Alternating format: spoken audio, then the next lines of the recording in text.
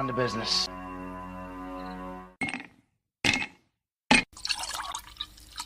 When he drinks, he thinks. That's the nectar of the gods, baby. Hello, everyone, and welcome to the #1 liquid-fueled, liquid-lubricated show on the interwebs. This is the Whiskey Musings Broadcast. And, you know, I have described myself as a strict constitutionalist. And whenever I do, a lot of people look at me and the first question that they ask is, well, does that mean that you want to go back to the original 1789 version of the Constitution?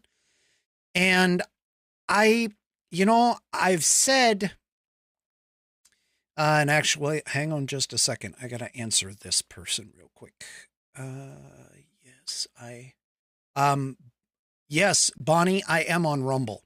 So you can slide over to Rumble. In fact, Buddy is sitting and waiting for somebody to join him in the chat. Okay. So, as a constitutionalist, and by the word strict, I don't necessarily mean that I want to go back to before we did all of the amendments and everything else. When I say that I'm a strict constitutionalist, I simply want the Constitution to be followed as written. And I want it to be followed as interpreted by using the Anti-Federalist Papers, the Federalist Papers, the actual meaning and context that's thrown in there.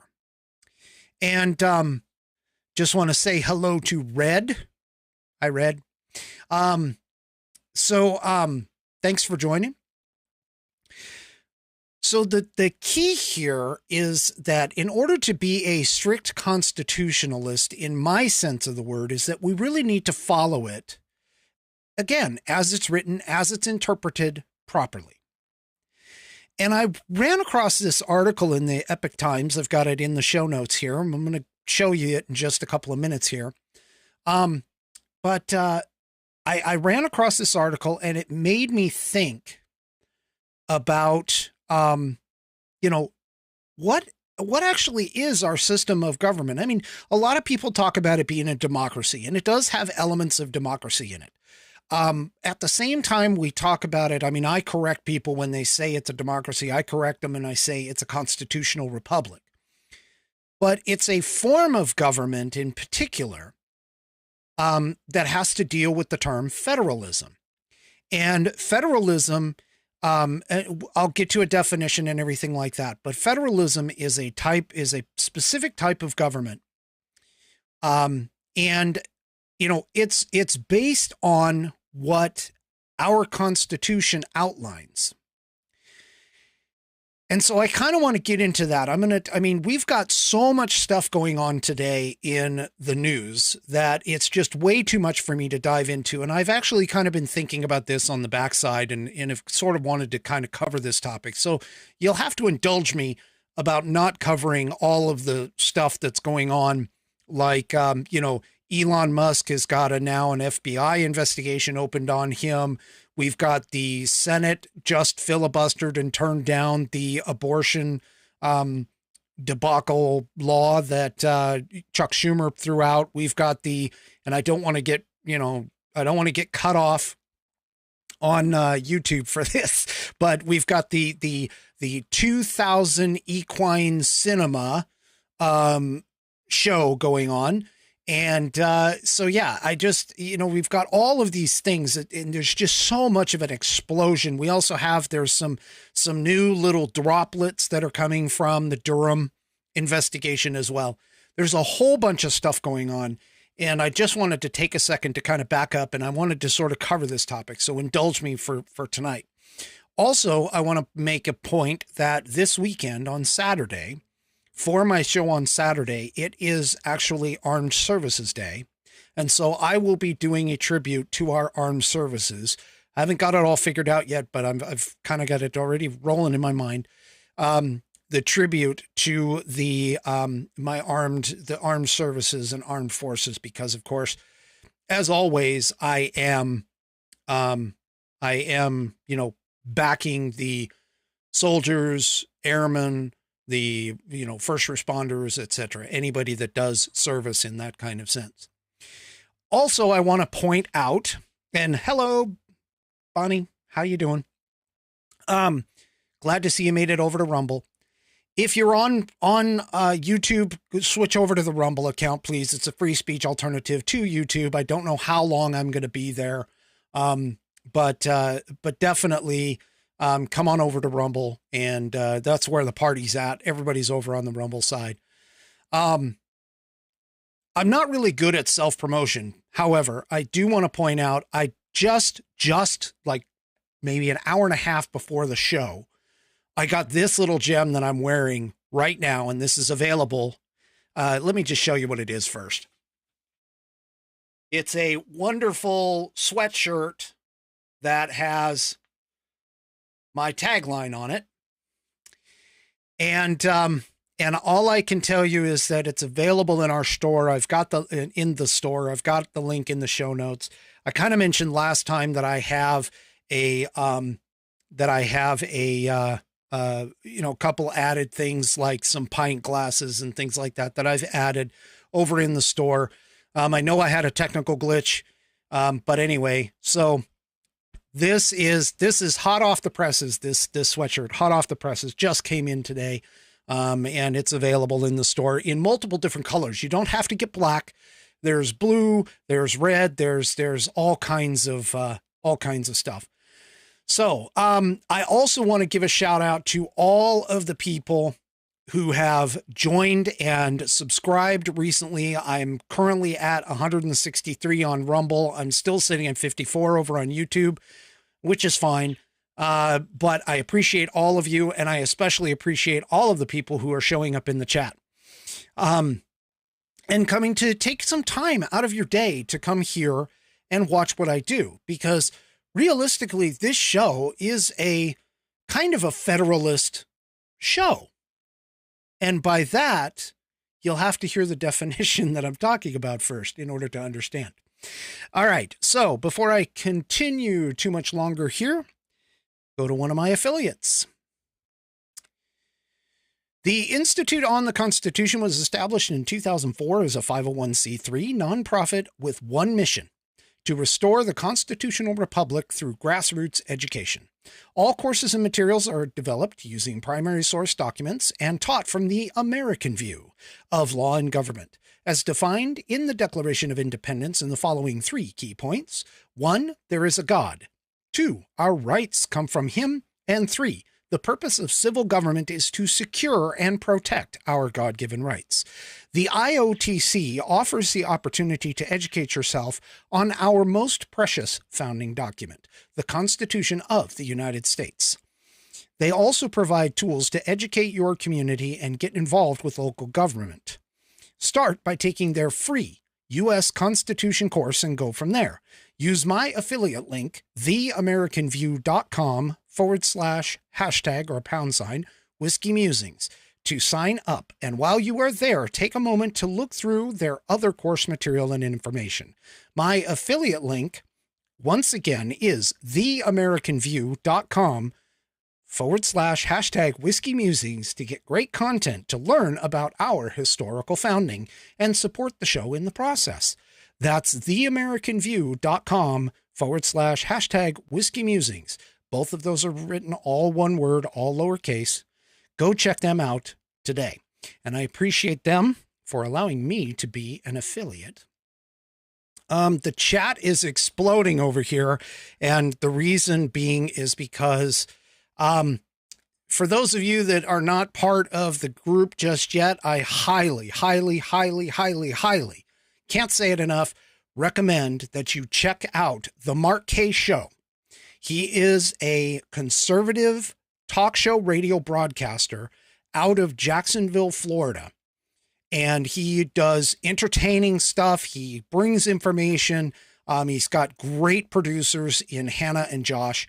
I try to listen almost every single day, and it's really, really good show. He is actually now my choice over listening to Dan Bongino. I listen to Bongino's podcast, but not his radio show.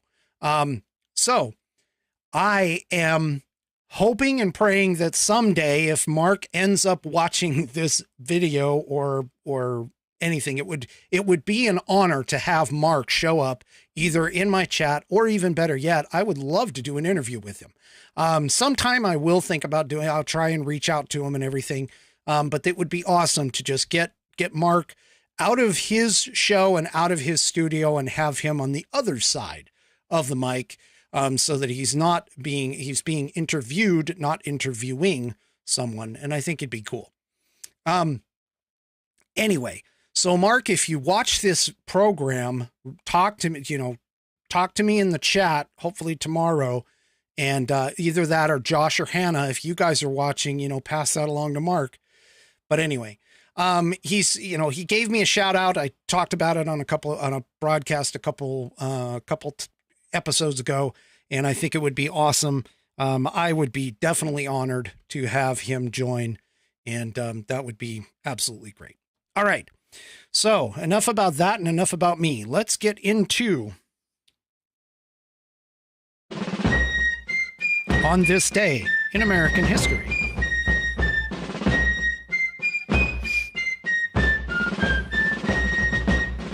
Okay, this one's a little short one. It is out of the book. If you watch on my Saturday program, I usually do this on Saturdays, but this is out of the American Patriots Almanac. It's a book you can pick up on Amazon and all this other stuff. Any place books are sold. Great book. It has it broken out into daily activities daily events by date.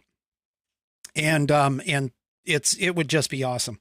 So anyway, today is May 11th, and we're going to talk about the patriot who burned her home. During the Revolutionary War, British forces seized the spacious home of Rebecca Mott on the Congaree River in South Carolina. Mott, a wealthy widow, was forced to take up residence in a smaller nearby house, while about 175 British soldiers fortified her home, surrounding it with a trench and a parapet. From May 8th to May 12th in 1781, a patriot force led by Francis Marion and Light Horse Harry Lee laid siege to Fort Mott, as the British called their compound. Marion and Lee called on Lieutenant Daniel McPherson, a British commander, to surrender, but he refused. The Patriots soon concluded that to get the British out, they would have to set fire to the house.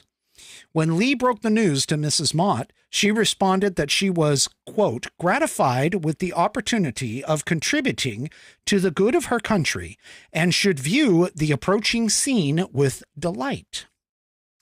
The widow produced a bow and a set of arrows and told Lee to put them to use. The Patriots shot flaming arrows at the roof, setting it on fire and forcing a surrender. Then they quickly climbed to the top of the house and managed to put out the flames.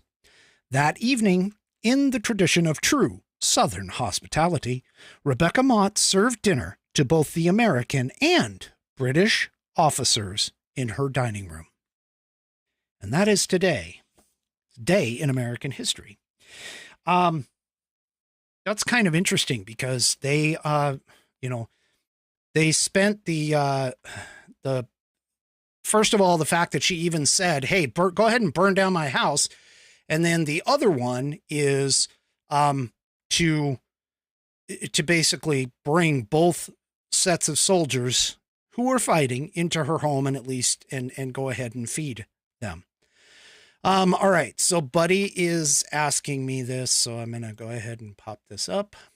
He's asking me what I'm drinking. Well, Buddy, unfortunately tonight I woke up with a headache. And so I had to take some medicine earlier today. And of course, my particular rule is if you have to take medicine, you stay away from the alcohol. So unfortunately tonight I am back to the water, at the moment anyway, but hopefully I'll be good for Saturday. I'll be able to drink there. All right. Now, so I ran across this story in the Epoch Times, and it was from a guy by the name of Mark Meckler. It had an interview in NTD's Capitol Report. NTD's the show was Capitol Report, and it was aired on May 5th of this year, just a couple of days ago. And he kind of made a comment that I actually, have been interested in and really kind of understand where the thought process is. And it fits with what's happening with the whole abortion issue. So as the possibility of Roe v. Wade being overturned is being discussed right now, and in some cases being protested, and in even some other cases being protested illegally. But that's not what the show is about.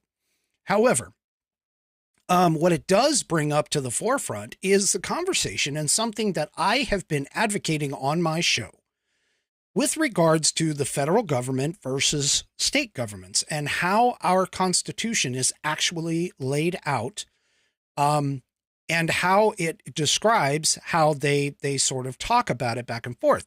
So let me go ahead and bring this up. And I don't want to hit that one. Yes, this is it. Okay. So, Mark Meckler made the comment of giving states more power is the right path for America. And the interesting part that I found was, first of all, he co-founded the Convention of States Action, and that's proposing amendments to the United States Constitution to bring power back to the states and to the people. Now, to be honest with you, I did an episode on the Constitution of Convention of States. Sorry, not Constitution of States, but the Convention of States a little while ago. I don't remember right off the top of my head what the number was. And I honestly think that a Convention of States, while it is written in the Constitution under Article 5, we have to be a little careful with it because there's not a whole heck of a lot of guidance there. And whenever you have something that doesn't have a lot of guidance, you tend to open yourself up to misinterpretation, bad interpretation, and nefarious actions occurring. So while it's enumerated in the Constitution to have a Convention of States, and honestly, that's actually how our U.S. Constitution really came to be from the Articles of Confederation, I'm not exactly sold on the idea of doing a Convention of States. There's arguments both ways. I get it, but I personally am not sold on it. I actually think that the better way for us to go is to enforce the 10th Amendment. But one of the statements that he made, which is down here toward the end of the article, was what I found interesting. And so what he said in his statement is that Meckler said federalism is, quote, at the very root of the founding of the nation. Okay. Now he explains this out when he's talking about when the Constitutional Convention was held in 1787, the delegates didn't trust each other. They had different interests and different cultures. This led to the designing of a government that left a very limited amount of power in the hands of the federal government called the enumerated powers. And I'll get to that in just a second. But even further down, he makes these statements. He's like, quote, we've centralized that power over the centuries. It's causing a lot of strife and discord in America. If we want to preserve the Union, if we want to escheat history and make the Republic survive, we have to go back to that Federalist idea. And that kicked off a thought process in my head. And I was first thinking, okay, wait a minute. I need to understand what federalism actually is first, because we need to be able to kind of walk through this. I mean, I understand that we have, the Constitution, and like I've explained on this show before, where our government is set up in such a way that it's a pyramid. So you have the top of the pyramid with the federal government, which is also the smallest part of the pyramid. And then you move yourself down, and the closer you get to the base, the closer you get to the actual individuals who are being governed. And this thought process with regards to federalism kind of plays within that realm. So first of all, let's go and let's take a look here and see. And give me just a second here. Got to get myself in the proper place. So what is federalism? And the first thing that it says, I obviously went to Cornell Law School to pull this down. I've got the link in the description below. And federalism is a system of government in which the same territory is controlled by two levels of government. Generally, it's an overarching national government, and it's responsible for more of the broader governance in laws for the larger territorial areas. And then what you have is smaller subdivisions, commonly the states and cities and counties. They govern themselves on issues of local concern. Both the national government and the smaller political subdivisions have the power to make laws, and both have a certain level of autonomy from each other. Now, that is an interesting kind of an overview definition. So if you think about federalism in the United States, we have the Constitution, which is the overarching law of the land. And they actually bring that out in regards to the supremacy clause that's in Article 6 of the actual Constitution, where it talks about, and I'm going to quote here, the Constitution and the laws of the United States, which shall be made in pursuant thereof, and all treaties made, or which shall be made, under the authority of the United States, shall be the supreme law of the land. And the judges in every state shall be bound thereby, anything in the Constitution or the laws of any state to the contrary notwithstanding. Basically, what Cornell law is saying is this effectively means that the laws of the federal government if the laws of the federal government are in conflict with the laws of the state government, the federal law supersedes the state law. Now, the idea, of course, with federalism, because again, if you go back to the original definition, the idea is that the federal government is going to cover larger areas of land, whereas the state governments and consequently local governments moving down farther are going to deal with things more of a local concern. And we see that reflected in a lot of things, like, for an example, when you have a state forestry service and managing forests that are in, say, the state of Washington, where I'm at, those state forests should be managed by more of the state and local governments rather than by the federal government, which is realistically on the complete other side of the country. And that's sort of how it's supposed to work. But if you've noticed, we've had a overreach in certain bureaucracies where we've had things like, the federal government has taken over big plots of land, such as Yellowstone National Forest. And that national forest is being run by the Department of Natural Resources, the DNR. And then you have inside the Yellowstone, you have you might have a state designated park. Okay. And it's being run by, Montana or North Dakota, wherever Yellowstone actually sits. I mean, that's a pretty large piece of land. But the key here, though, that you need to understand is that, the federal law oversteps or supersedes the state law. But the idea is that the federal law kind of works in more general senses and more overarching senses, kind of like the grand scheme of something. And then the state law will start to drill down a little bit further and a little bit further. Now, the issue that I have consistently maintained in my own personal conversations has always dealt with the fact that our federal government has overgrown itself quite a bit. And because it's overgrown itself, we need to start utilizing the 10th Amendment. And the 10th Amendment basically states that it reserves powers not given over to the federal government to the states, as long as they're not delegated, like I said, not delegated to the federal government, or specifically denied the states by the Constitution. Okay. Now, Cornell law actually brings up some examples of those powers. So it includes creating school systems, overseeing state courts, creating public safety systems, managing business and trade within the state, and managing local government. Now, these particular powers that we're dealing with are called reserved powers, meaning that the state reserves them versus what is overarching in the federal system. Okay.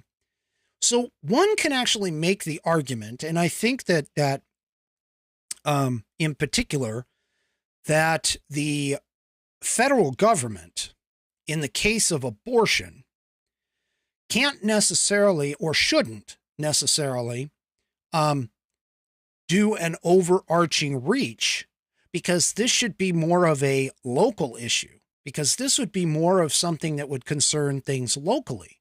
Because if you think back in the day when the country was formed, you had different people of different religions. They were living together. They would have different rules based on those religions and the way that they would live. And so because of that, something like abortion, while one group of people may want it versus another group of people not wanting it, that should actually be, logically taken, something that is closer in.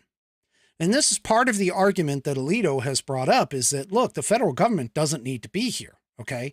It also, because of the 10th Amendment outlining the fact that if it's not included in the Constitution, nor prohibited by the Constitution as a state action, then it belongs to the states and to the people. And the reason why they put that in is because, whether you like it or not, a lot of the pilgrims, or a lot of the framers of the Constitution and the forefathers of our country, were not a fan of having an overarching federal government. In fact, even in most cases, if you talk to them, Madison actually says in the Federalist Papers, he says it is a necessary evil, meaning that they had just gone through, I mean, think about this. They had just gone through a war with a far distant government, the King of England, who taxed them, who, wrote laws against doing what they were doing. I mean, at one point they were stealing their weapons away from them. They were being housed in houses and stuff over here without permission of the owners.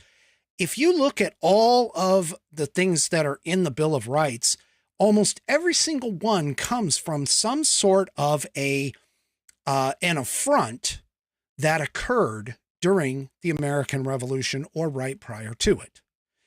And everything, you can basically say that just about everything, especially in the first 10 amendments, known as the Bill of Rights, that all of those were done because of the fact that they had personal experience from a government that was big and overreaching, and in this particular case, in the King of England, the monarchy. So if you look at what is put out as far as the 10th Amendment is concerned, and I just listed, creating school systems, Buddy actually brings this up, and this is an argument that you can talk about, is the argument that, I don't know what the heck happened there. Something sounded, that was weird. The argument that could be taken here is that the Federal Department of Education itself is unconstitutional because of the fact that the states should be doing their own thing, because again, as according to the 10th Amendment, that is not enumerated in the Constitution. It's not prohibited by it. So therefore it should be reserved to the power to the states. All right. So let me go. All right. So the next thing is, well, if we're going to go down this idea that the states are actually retaining all of these powers and all of these things, so what exactly is given to the federal government? What kinds of things does the states, or do the states and the people, pass over to the federal government? Well, there's a couple different articles that I've put in the show notes, and honestly, they kind of overlap, but they also are sort of separate. Generally speaking, we know that there are roughly 17 that are clearly enumerated, but depending upon how you count those 17, okay, you may come up with a larger number. In fact, one site, the 10th Amendment Center, which I'll show you in just a minute, they count 30 of them. There's another site that's, and within that counting, they also said that it could be, depending upon how you count, could be up to 35 that are fully enumerated in the Constitution. Now, if you want to take a look in the Constitution, you can take a look at Article 1, Section 8. This is where these are especially listed out. And I'm only going to go through a few of them, okay? But I'm only going to go through a few, but I highly recommend go and take a look, see what's there, okay? Now, let me bring that up. Oops, wrong one. Okay, so let's change from here to this one. Get rid of that. Okay, so Article 1, Section 8. So the first clause is talking about how Congress shall have the power to lay and collect taxes, duties, imposts, excises, pay debts, provide for the common defense and general welfare of the United States, and all the duties, imposts, and excises shall be uniform throughout the United States. Second one is talking about borrowing money on the credit of the United States. Third one is to regulate commerce with foreign nations and also to negotiate among the several states. So this clause 3 kind of gives you an indication that they're basically saying all the states are pretty sovereign within each other. And of course, they add to it the Indian tribes, because back then they didn't consider the Indian tribes to be part of our nation yet. Clause 4 says we establish the rule of naturalization. In other words, how do you become an American citizen if you're not born here? And then, of course, make the same laws in terms of bankruptcies throughout the United States. Clause 5, coin money, regulate the value and of foreign coin. So in other words, being able to do the exchange rate and fix the standard weight or standard of weights and measures.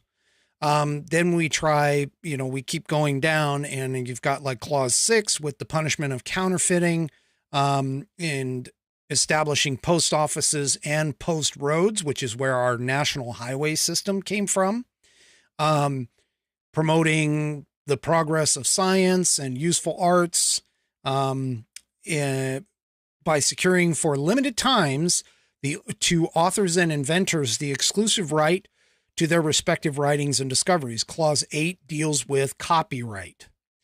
Clause 9 is to constitute tribunals inferior to the superior court. Now, this is kind of interesting. Clause 9 actually talks about setting up the court system below the superior court, the Supreme Court. And the reason why they did that is because if you look in Article 3, where it talks about the Supreme Court, they don't give any kind of framework as to the way that the court system works below it. They just basically outline, this is a Supreme Court. It's the Supreme Court of the land. And, here's its duties, and very limited duties, very, very small coverage. And then it leaves to Congress, based off of this clause, to create a law that creates the court system below. And there actually is a law that was done to that. The title escapes me at the moment. But then it keeps on going and talks about, say clause 11, declaring war, making rules on concerning the captures on land and water. Clause 12 deals with raising and supporting armies. but no appropriation of money to that use shall be for a longer term than 2 years. So this is why we clause 12 is why we have to consistently up or re-up the Army's budget every year. The military's budget, not just the Army. Clause 13 is to provide and maintain a Navy. And then, of course, they have making the rules for the government and regulation of the land and naval forces. Clause 15 is to provide for calling forth the militia to execute the laws of the Union, suppress insurrections, and repel invasions. And then it talks about Clause 16, organizing, arming, disciplining the militia, and for governing such part of them as it may be employed in the service of the United States. So Clause 16, you can talk about the National Guard per se, and then reserving to the states respectively the appointment of officers and the authority of training in the militia according to the discipline described by Congress. Now, this Clause 16 is where a lot of people get the idea that the National Guard is actually the militia. But you'll notice that it talks about for governing such part of them as may be employed in the service of the United States. So it's only talking specifically about the militia when it's doing the federal government's work. And then 17, Clause 17, it talks about exercising exclusive legislation in all cases over such district. And this is where it talks about not to exceed 10 miles square. So this is why we have a Capitol Police, is this guy here, right? Clause 17. And then, of course, it ends out by, it says, to make all laws which shall be necessary and proper for carrying into execution the foregoing powers and all other powers vested by this Constitution in the government of the United States or in any department or officer thereof. Now, Clause 18 is kind of interesting. Clause 18 basically allows Congress to pass on its powers. So Congress itself, and keep in mind, the 17 that are above it, all of these clauses that are above, those 17 are what Congress can do. 18 basically states that we can, as Congress, can pass our powers to any department or officer that we want. But the key here is that, are those powers that they're passing on part of the original 17? And this is where my argument comes in. I actually think that the overreach of the United States and many of the bureaucracies and bureaucratic nightmares that we have can be constitutionally challenged in court because of the fact that if you read the 10th Amendment, it states literally that if it's not in the Constitution nor prohibited by it or by the states, by it to the states, then everything resolves or falls to the United or to the states or to the people. So if you think about this from a federalist standpoint and from the Constitution itself, if it's not listed here in these 17 clauses and any amendments thereof that are behind it, then it's not legal and should be repealed and kept to the states. Now that opens up the door to allow the states to do all kinds of things that would normally fall to the federal government, such that things like, for an example, the FBI. The FBI is not enumerated in these 17 clauses. And as far as I'm aware, and I'm not going to be 100% certain, but as far as I'm aware, I don't recall there ever being in the Constitution a conversation about the law and order.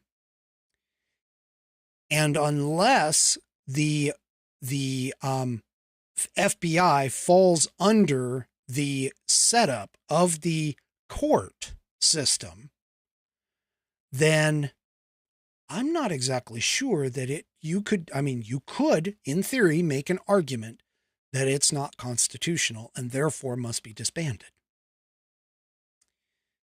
And that's just one example. We've got a lot of them. All of these, quote, czars that are out there. And I'm going to bring myself back up here real quick.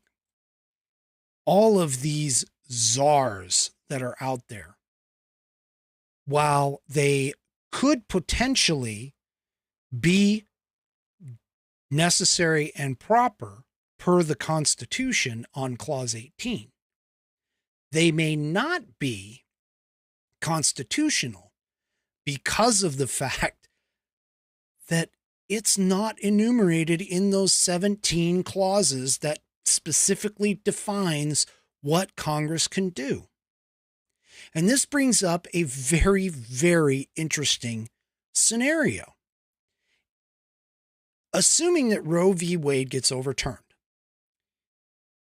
because it looks like it probably will be, but assuming that that gets overturned, that also opens up the potential that somebody could bring a lawsuit claiming the 10th Amendment and explaining into the Constitution some of these other organizations. But he brings up a good point. What about the EPA, the Environmental Protection Agency, which is a federal agency? What about the Department of Energy?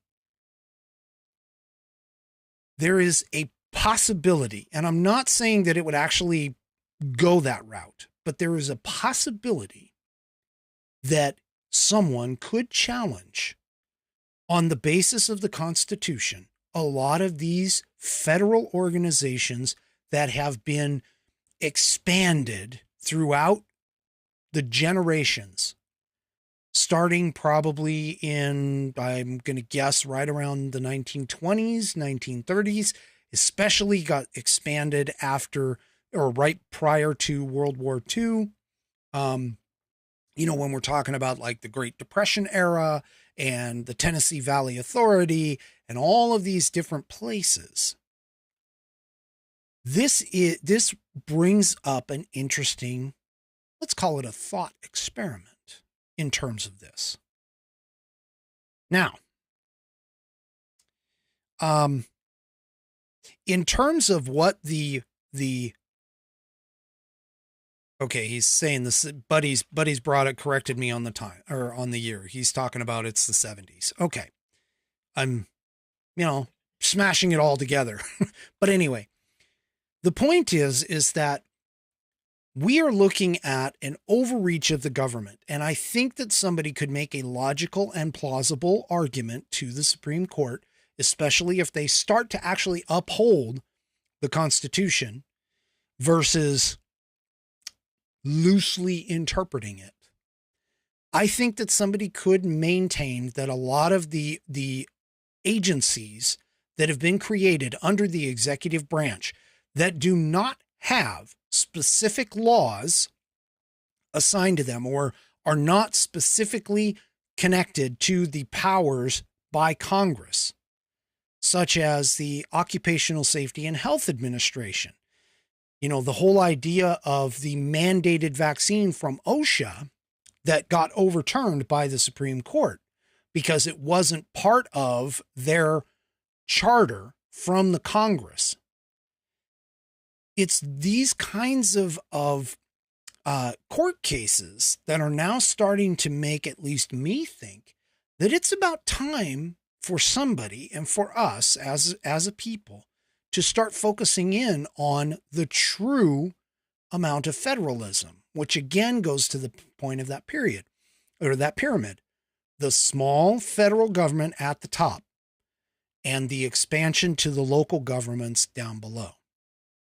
Now, one of the things that I have to admit, I've never really understood, and I'm going to do some more research on it and probably be in another episode coming up, is I've had it said, or I've heard it said, I should say, that the sheriffs in the counties across these United States are the only constitutionally set up law enforcement, meaning that, and this is the scenario, and again, I'm not claiming to know this, but this is something I'm going to investigate, meaning that a sheriff can tell the FBI or the state police or, even the city police department that to get out of his county and to not be there, not to harass citizens or anything else.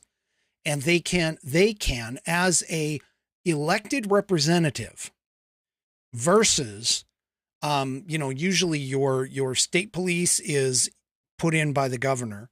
The city police or city police forces are usually appointed by whoever is in charge of the city, whether it's a mayor or a city council or something along those lines. I have a book and I have a video that I've downloaded from the Institute on the Constitution that talks about that. And so I'm going to explore that, because not that I'm trying to dismantle our police system, our police forces, but I do want to gain a better understanding in that particular case as to if the sheriffs have higher authority than all the other police forces, then I just want to understand why and how that works. That's one area that I admit I'm not all that familiar with. So I'm going to dig into that, and I'll probably do it as another episode. But to get back to this, in particular, so we've talked about the enumerated powers, and this particular piece, or this particular one, comes from the, here we go. Where did it go? There it is. All right. This comes from the 10th Amendment Center.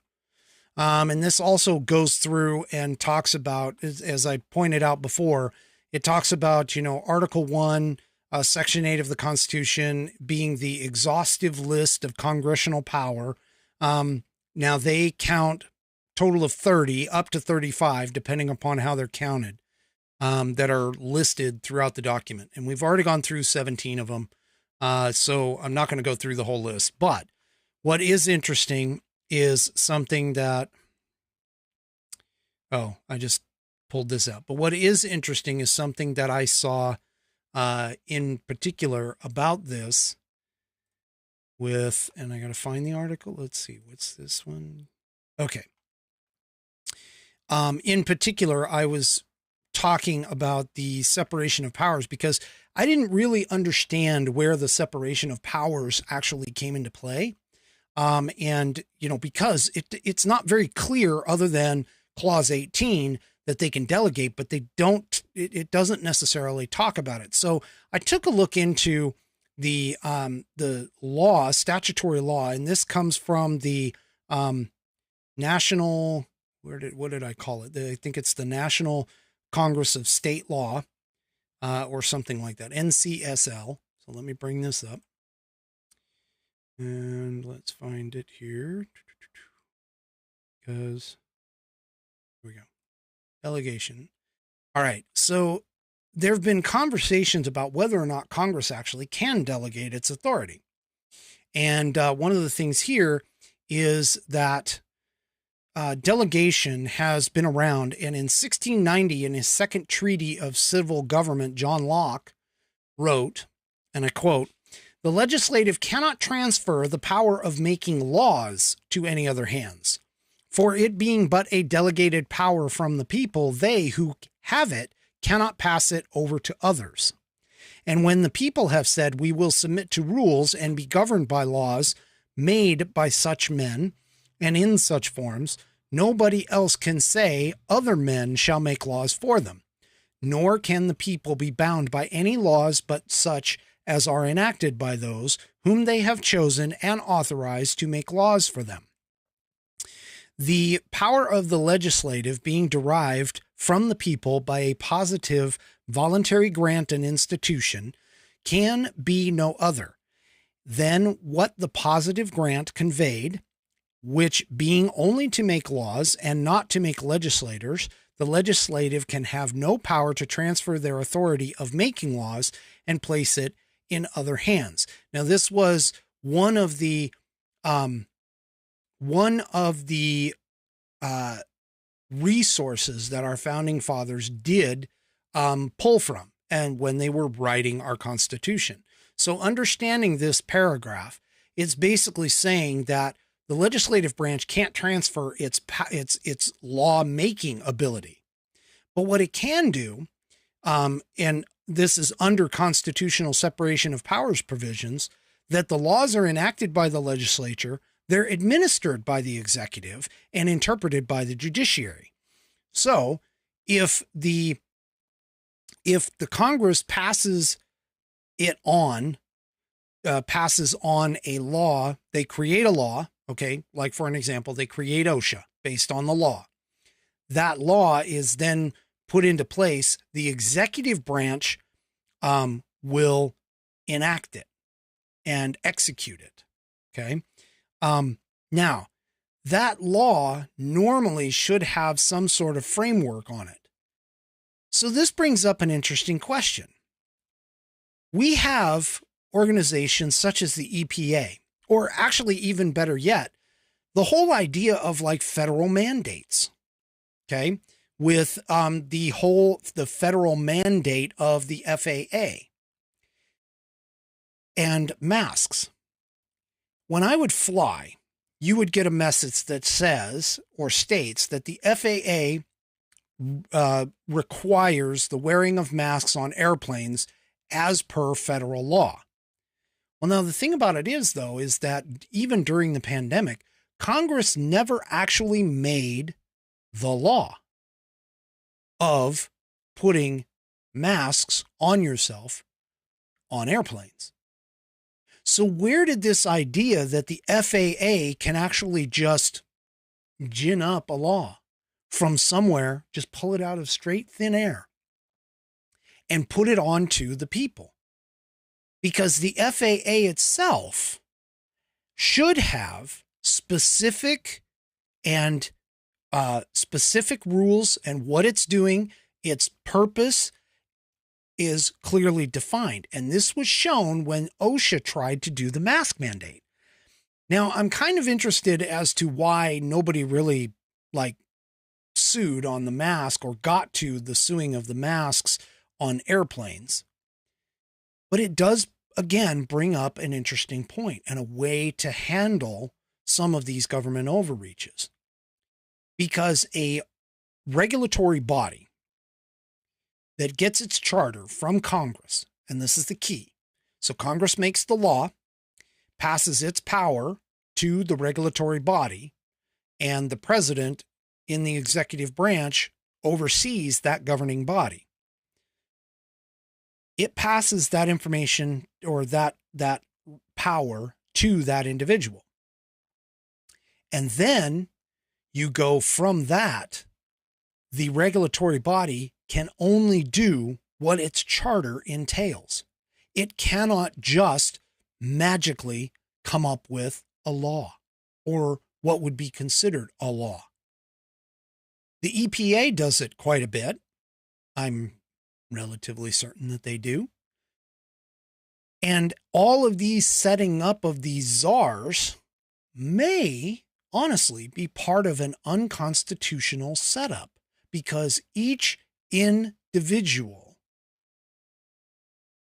regulation or regulatory body has to, according to what I'm seeing here, and I could be completely wrong because I'm not a constitutional lawyer, but from what I'm seeing here, if it's not part of those 17 clauses, if it's not a power that Congress already has, and when it's codified into a law and gets passed down to the executive branch to execute that law, now we have a bit of a problem when that regulatory agency starts to make laws, because Congress itself, the legislator itself, is the only lawmaking body in our Constitution.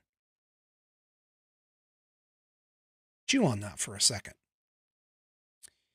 Now, the U.S. Supreme Court in the past has allowed for some delegation of the legislative power. And this is delegation of, like, to the regulatory agencies. Okay.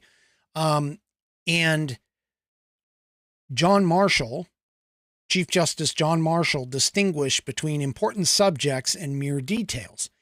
He wrote in one opinion in the Wayman and Southard 1825 case, he said, quote, "A general provision may be made and the power given to those who are to act under such general provision to fill up the details."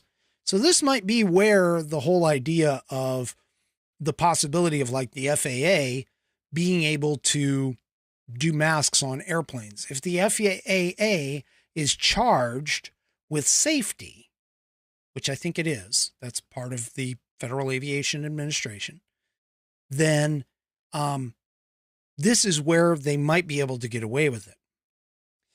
In Mistretta versus the United States in 1989, the Supreme Court applied the intelligible principle test, and the court deemed it, quote, "constitutionally sufficient if Congress clearly delineates the general policy, the public agency which is to apply it, and the boundaries of this delegated authority." So again, and this is where the OSHA law came into effect. OSHA was not given the power to cover people outside of workplace safety. That was their delegated authority by Congress. And so that is why, honestly, why the mask mandate from OSHA, the vaccine mandate from OSHA was overturned. Okay. Now this particular article kind of goes on a little bit. It talks about divide the states into three general groups. The legislative authority varies among the states. So the researchers often divide it into three general groups. Group one is the strict standards and safeguards category. And this is where states that are in this category permit delegation of legislative power only if the statute delegating the power provides definitive standards or procedures to which the recipient must adhere. In other words, the legislator has to flesh out all of those, or the legislative body has to flesh out all of those details as a part of the statute. The second category that the states fall into is the loose standards and safeguards category. And states in this category view delegation as acceptable if the delegating statute includes a general legislative statement of policy or a general rule to guide the recipient in exercising the delegated power.